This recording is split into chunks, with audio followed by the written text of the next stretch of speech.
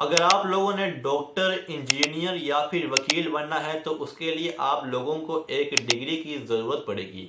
लेकिन कभी ये सोचा है कि अगर प्राइम मिनिस्टर बनना हो तो उसके लिए क्या क्या रिक्वायरमेंट्स हैं? इस वीडियो में मैं आपको बताऊंगा कि पाकिस्तान का प्राइम मिनिस्टर कैसे बनता है। तो सबसे पहले ये समझते हैं कि प्राइम मिनिस्टर होता क्या है। प्राइम मिनिस्टर, जिसको हम उर्दू में वजीर आज़म भी कहते हैं, वो मुल्क का सरबराह होता है। मुल्क की सारी पॉलिसियाँ, उसके कवानीन, रोज़मर्रा के मामलात को देखता है। अगर हम सीधे अल्फाज में कहें तो वज़ीर आज़म वो होता है जो पूरे मुल्क को लीड करता है। यहाँ पर सवाल ये आता है कि वज़ीर आज़म बनने के लिए क्या क्या शराइत हैं।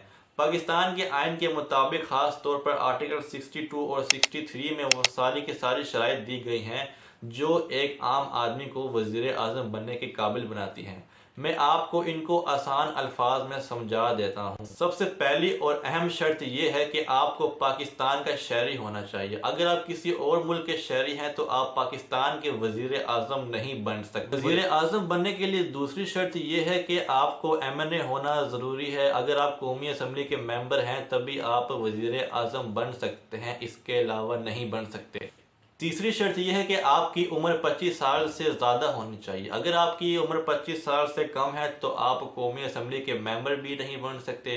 अगर आप कौमी असम्बली के मेंबर नहीं हैं तो आप वज़ीर आज़म भी नहीं बन सकते। इसके अलावा भी कुछ शराइत हैं लेकिन उन पर ज़्यादा गौर नहीं किया जाता, जैसे कि आपका सादिक और अमीन होना ज़रूरी है, आप पे कोई पर्चा ना हो, आप कोई मुजरिम ना हो, आप पर कोई केस ना हो। ये भी कुछ शराइत हैं लेकिन इन पर ज़्यादा गौर नहीं किया जाता। तो ये थी वज़ीर आज़म बनने की कुछ शराइत। अगर आप इन शराइत पर पूरा उतरते हैं तो आप भी वज़ीर आज़म बन सकते हैं। बहुत बहुत मुबारक हो आपको। अब यहाँ पर एक और सवाल भी आता है कि वज़ीर आज़म का इंतखाब कैसे होता है।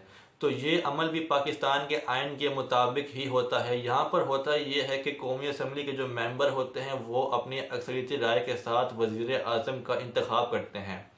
अब मिसाल के तौर पर कौमी असम्बली में 342 मेंबर हैं तो किसी को कम अज़ कम 172 वोट तो हासिल करने ही होंगे।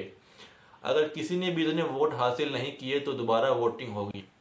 तो इस तरह पाकिस्तान का वज़ीर आज़म का इंतखाब होता है। लेकिन यहाँ पर मैं आपको एक बात बताना भूल गया कि वज़ीर आज़म बनने के लिए ग्रेजुएट होना भी ज़रूरी है और 25 साल से बड़ा होना ज़रूरी है। तो ये थी रिक्वायरमेंट्स पाकिस्तान के प्राइम मिनिस्टर बनने के लिए।